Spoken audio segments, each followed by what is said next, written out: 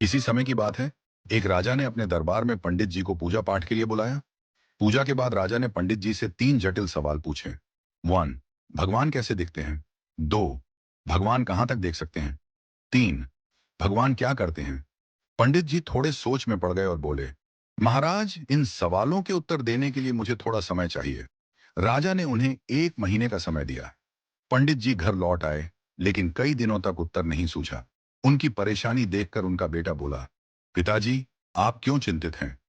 पंडित जी ने उसे राजा के सवालों के बारे में बताया। बेटे ने आत्मविश्वास से कहा, पिताजी, आप चिंता न करें, मैं इन सवालों का उत्तर दूंगा।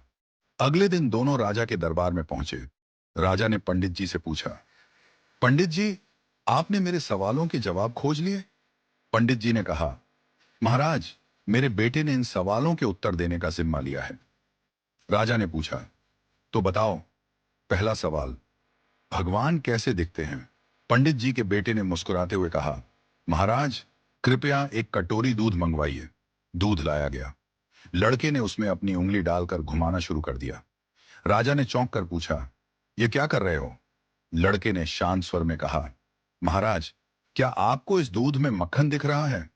राजा ने सिर हिलाया और कहा, नहीं। लड़के ने उत्तर दिया, मक्खन इस दूध में ही है, लेकिन उसे निकालने के लिए दही जमाकर मथना पड़ता है। ठीक वैसे ही भगवान हर जगह हैं, पर उन्हें देखने के लिए ध्यान, साधना और सेवा का मंथन करना पड़ता है।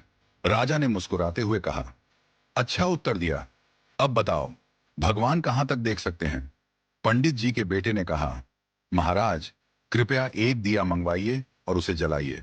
दिया जलाया गया और उसकी रोशनी चारों ओर फैल गई। लड़के ने पूछा, इस दिए की रोशनी कहां तक जा रही है? राजा ने कहा, यह तो पूरे कमरे में फैल रही है। लड़के ने उत्तर दिया, ठीक वैसे ही भगवान की दृष्टि की कोई सीमा नहीं है। जैसे इस दिए की रोशनी हर दिशा में फैलती है और सब कुछ देखती है, वैसे ही भगवान भी हर जगह सब कुछ देख सकते हैं।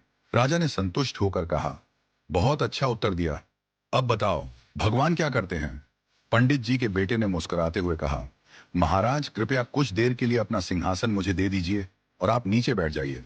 दरबारियों में खुसर पुसर होने लगी, पर राजा को जिज्ञासा थी, इसलिए उसने उसे सिंहासन पर बैठने की अनुमति दे दी।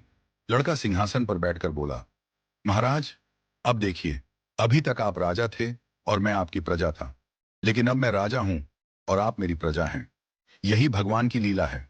भगवान जिसे चाहते हैं उसे ऊंचाई पर बिठा देते हैं और जिसे चाहते हैं उसे नीचे उतार देते हैं। यही उनका काम है। राजा यह सुनकर चकित रह गया। उसने पंडित जी और उनके बेटे की चतुराई की सराहना की और उन्हें ढेरों उपहार दिए। राजा ने कहा, आज तुमने मुझे भगवान की शक्ति, दृष्टि और कार्यों का गूढ़ रहस्य समझा दिया। इस घटना के बाद राजा ने विनम्रता और सेवा का भाव अपनाया, क्योंकि वह समझ गया था कि भगवान हर जगह हैं और हर रूप में विद्यमान हैं।